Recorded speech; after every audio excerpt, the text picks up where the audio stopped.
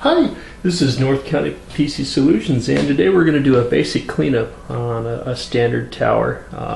This is a Gateway. It's an older one. It's about 5 years old. It's running Windows XP, and it's a standard ATX tower, an ATX power supply. Really basic, simple system. Okay, let's take a look at some of the stuff we got here. It's got a lot of USB ports on the front and stuff, and it's got drives. And one of the things, when you do a cleanup on a system, especially if you're a technician, it's a good time to write down the make and the model of the computer, and also the serial number of the machine, the service tag number of the machine, which is different than the serial number, you'll see too. And then also on the back, you'll see a Microsoft sticker. Write down your installation codes and stuff like that. If you ever have a complete meltdown and for whatever reason you can't recover your system, you're going to need this information to reinstall Windows on there. So it's good to go ahead and back up that kind of information, have it on hand.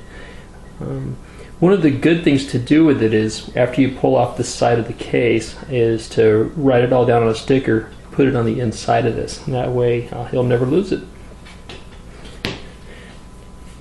Okay, a couple things on safety. Again, as I usually emphasize, if you don't have any training in electrical safety and electronic safety, you might not want to try this, or you might want to consult with somebody who does have some experience in it. The other thing is, let's talk a little bit about why you should keep it this clean. For several reasons, keeping your machine clean will help prolong the life of your computer. The dust, for one thing, can increase static electricity in the machine, which can cause a spark. And anything with small, like microprocessors and memory, anything based in CMOS technology, the junctions can get popped in that very easily. So that's one good reason to keep the dust and stuff out of there. The other is heat. As you can probably see on the back of this fan, and I'm going to get a little closer for you.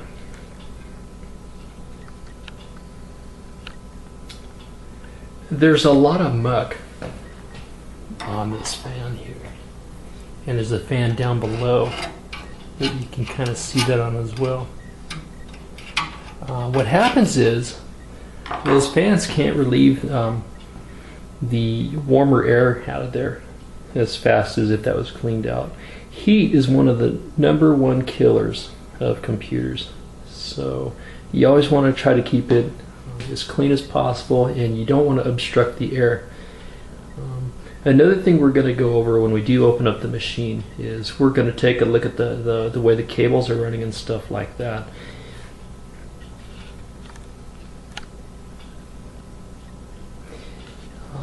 This is an older system, so it's running the ribbon cables, so it's IDE drive controllers instead of SATA. So they had the big thick ribbon cables instead of the smaller cables. That's fine, it's not as fast, doesn't really affect reliability or anything that much, but one thing that is a problem with it is it does obstruct the airflow more. So if you have a really messed up, tangled up web in there, it's a good idea to have some zip ties along when you do the cleaning. You can adjust the cables that are in there, and you can zip tie them up and make it a little bit cleaner in there. What this does is it increases the airflow of the machine from the bottom to the top. And that's another interesting point with airflow. Since heat rises, most cases will have the power supply at the top, the power supply and the fan to the power supply, and you'll see the switch and you'll see this plug here. And you want to keep this to the factory setting here. This changes between 110 and 220 voltage in case you're in Europe or whatnot. So you want to keep it on the 210 setting. And so what we're going to do first is, before I even open up the case, I can see that the back of this is a mess. So I'd like to at least blast off the exterior, front and back of it, so that after I clean out the outside of it and I come back and do one final blast on the outside, I'm not just blowing the dirt back into the machine. So we're going to go ahead and start there. So let's get, ooh, this is a brand new one. Okay, now right now I'm just using standard compressed air out of a can that you can get at Costco or PC shops. probably Walmart or just about anywhere. Nowadays you can find this stuff anywhere. Technicians, if you're using an air compressor, make sure you check your precipitation filters. And also, before you blast the computer, turn it away from the machine and blast it somewhere else first, because if there is a little bit of mist in the compressor, that's going to be the first thing that comes out of there usually. Don't go straight to the computer using the compressor.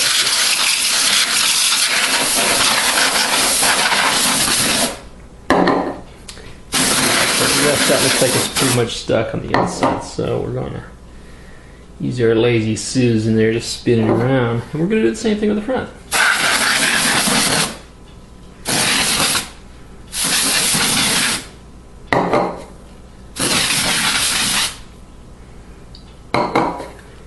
And it's usually kind of tricky here. And if you can see that, there's a lot of junk that sometimes hides near the horizontal angle. With these particular cases, if they have throughputs here, you really got to blast those too. Nice to hide in those. Okay, so we're done with the outside of it as far as the initial blast. You're usually going to need a few things. Yeah, usually you'll need a Phillips screwdriver. In case you drop something, you don't want to use magnetic tools in there because you could actually hurt the chips. So I usually use just a plain pair of tweezers. And if I need to use any of these and cut them, I found the quickest way is to just use fingernail clippers. Works better than anything else. Okay, for you A+ students out there that are getting ready to take your exam, remember about the heat. And also, people working on PCs, going into towers and stuff like that, have one of the highest rates of hand infections, because not only are they getting cut on metal, possibly, but these things get so dirty inside they can hold pet hair, dander, even small animal feces in some cases if people aren't aware of where the machine's at and what's going inside it. So I know that's kind of disturbing to know, but it does happen. So always keep some antibacterial around, and you might even want to have some triple antibiotic in case you do get cut. The only other thing you really need for this is a small flashlight. The reason being, as a tech, when you're cleaning out the machine, take that time also to look at the motherboard and the components and stuff, make sure everything's secured in there. But look at the discrete components on the boards and stuff too. The capacitors and whatnot. Is there a bulge in the capacitor? Could that cause a potential problem later? And that's one of the things we're going to go ahead and do as we do a cleanup on these guys. Now bear in mind, when I say cleanup right now, I'm talking about a hardware cleanup. If I say system cleanup, I'm talking about software. I'm going in with something to remove cookies, temp files, malware, and stuff like that. So right now I'm actually doing a hardware cleanup. I should kind of emphasize that. Now I've already loosened this a little, so this should pop right out. And you can tell this has been opened before because of the break in the seal here. And the other thing technicians want to notice, and customers, you too, if you buy a computer from the store, make sure your warranty is already avoiding stuff. You can do that by calling them with your serial number and your service tag. Whoever, this is Gateway, you get a hold of them in this case. The reason being, if anything happens to this computer and it's under warranty, you want them to pay for it on their dime. In this case, this computer is about 5 or 6 years old, so it's not under any kind of warranty or anything. So I'm just going to go ahead and open it up. Okay. And this one kind of, instead of pulling straight out, it hinges. So there's all kinds of kind of interesting ways that this will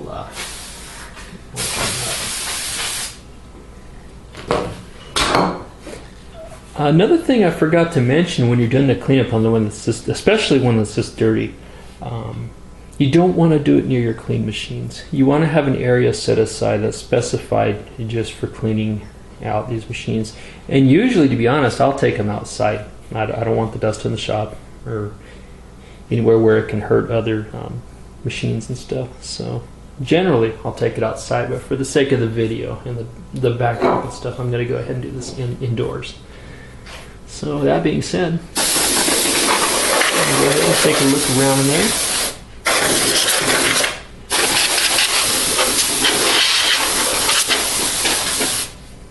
Okay, let's get a closer look in there now. That's exactly what we're doing.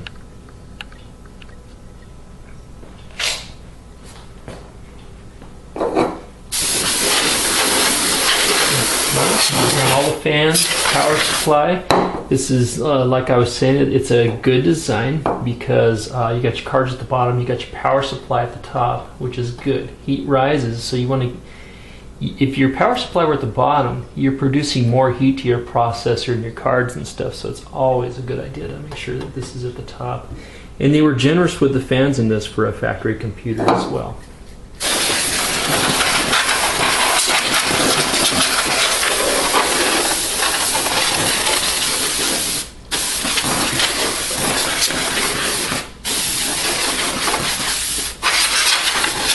And I won't go too crazy on this one because I know you don't want to sit here and watch me do this all day.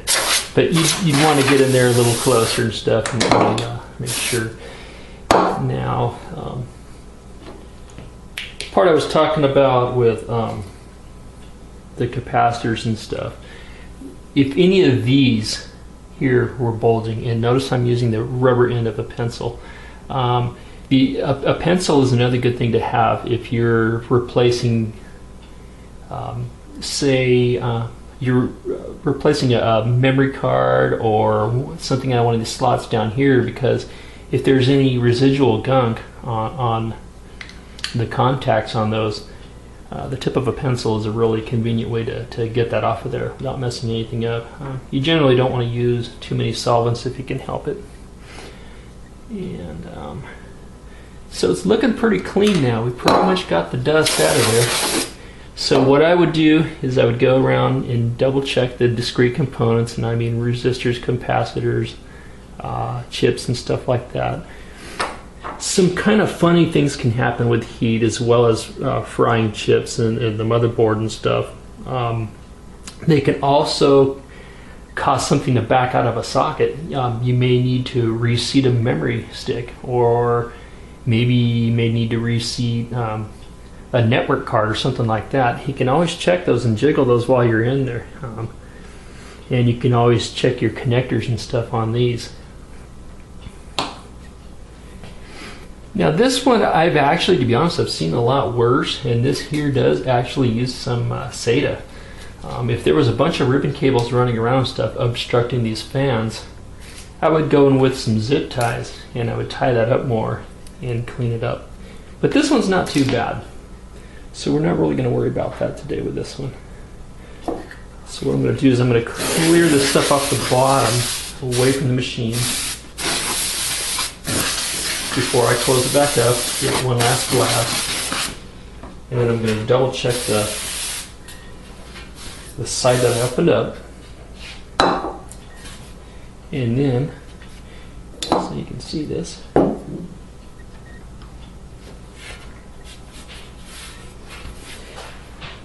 and Tex, if there's anything I forgot to mention, go ahead and give me some feedback on this video as well, because I don't always cover every little detail, and there's a lot to remember this. So.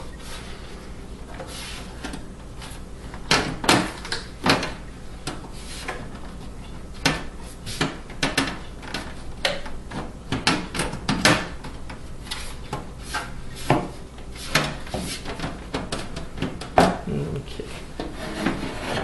Sometimes, like in the case of this one, it's easier to turn it on its side to put the case on. But I wanted it on the Lazy Susan so that I could spin it around a little bit and let you see the inside of it. Because you have to actually kind of line this up at a tilt.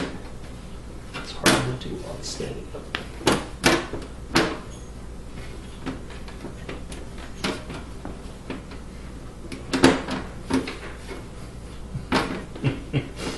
It's going to be an obstinate one.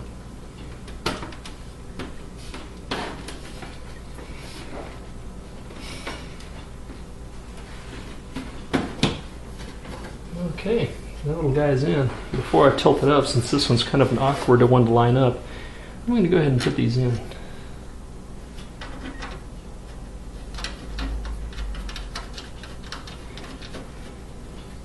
If you're not going very far with these,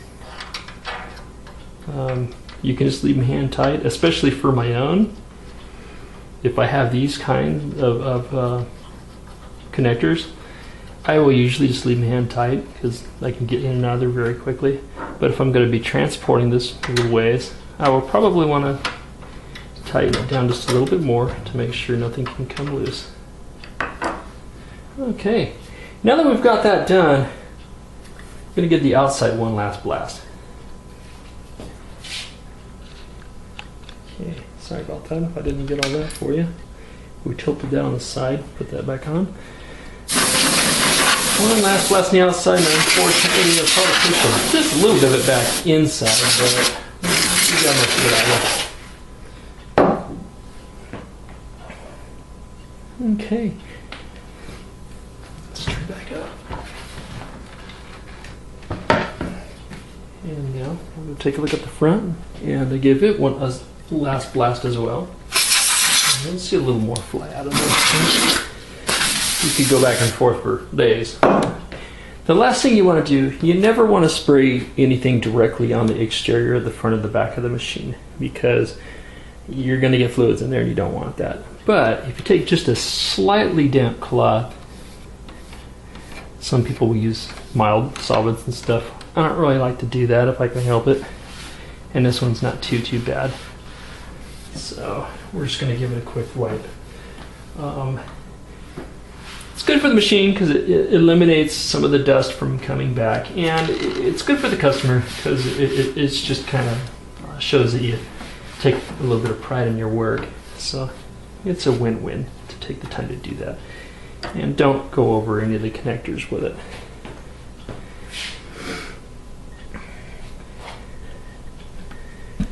Okay, and while we're at it, we're going to go ahead and double check some of these connectors. Up here, that's right here.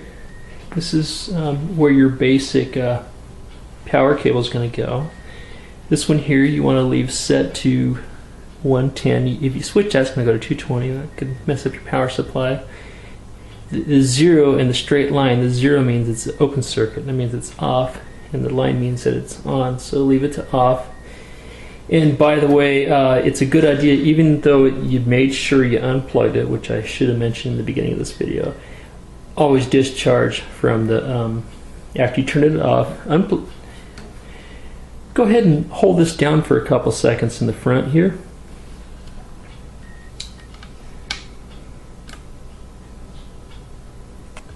Even though it's unplugged and you've taken the cable off, you've turned the power off, let it sit.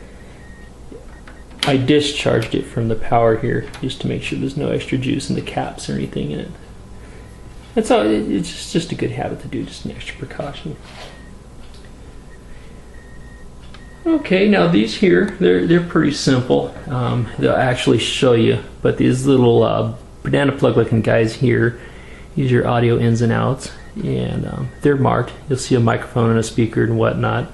All these here, this one has a ton of USB ports. It's great. And that's actually USB 2 there, isn't it? Nice. Here, this one, it looks like a phone connector, but it's bigger. Instead of a phone line, that's actually your network cable goes in there. That's a category 5 cable, and the connector is called an RJ45. If it was a phone one, it would be smaller, and this one, for whatever reason, it's kind of cool, you know, for back in its time. We don't really use dial-up much anymore.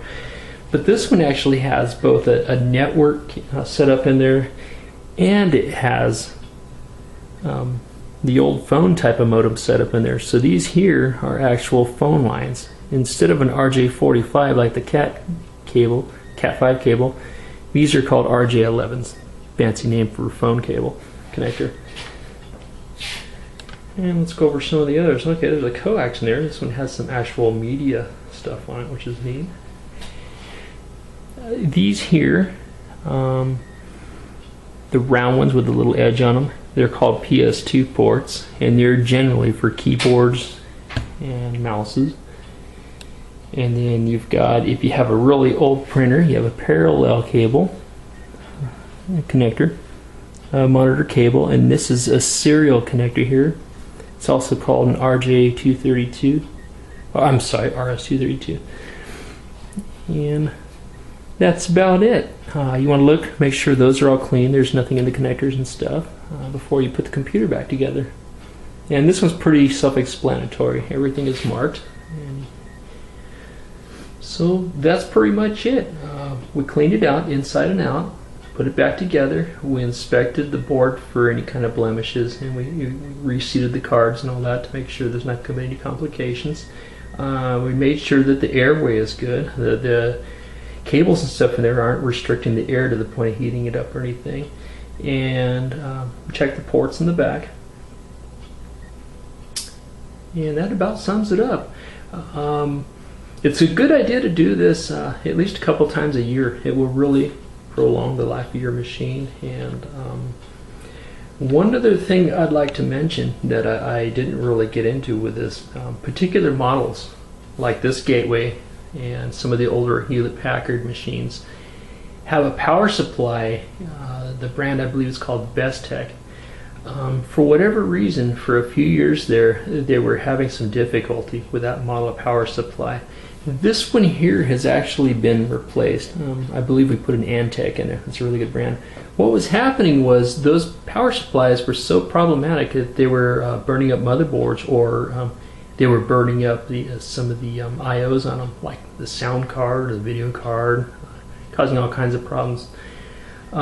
This one, luckily, the indicator for it was that it just wasn't providing enough power when we were hooking up external USB drives to it. And that's a good way to test your power supply. Better than the little machines that you hook up to the power supply that say yes or no. They're really not accurate, to be honest, technicians.